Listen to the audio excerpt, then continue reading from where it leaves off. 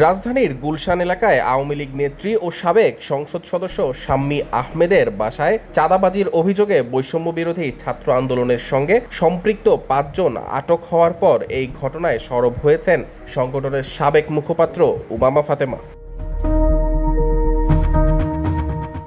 শনিবার রাতে নিজের ভেরিফাইড ফেসবুক পেজে আটক ৫ জনের ছবিসহ একটি স্ট্যাটাস দেন উমামা। সেখানে তিনি লিখেছেন, এই চাঁদাবাজির খবর দেখে আশেপাশে সবাই এত অবাক হওয়ার ভান করছেন। বিষয়টা কিছুটা হাস্যকরও বটে। বলতে হবে এই প্রথম কোনো চাঁদাবাজি করতে গিয়ে তারা পুলিশের হাতে ধরা খেল। ঠিকমতো খোঁজ নিলে বুঝবেন এদের শেকড় অনেক গভীরে।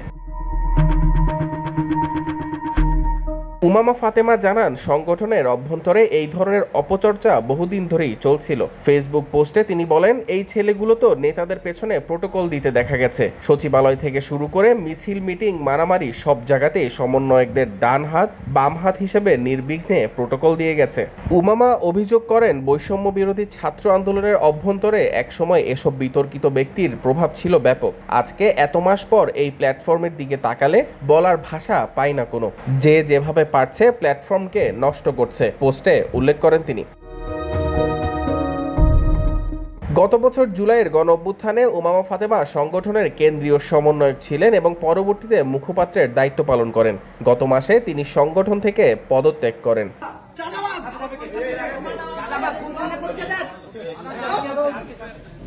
Desk news, Bangladhara, Chittagong.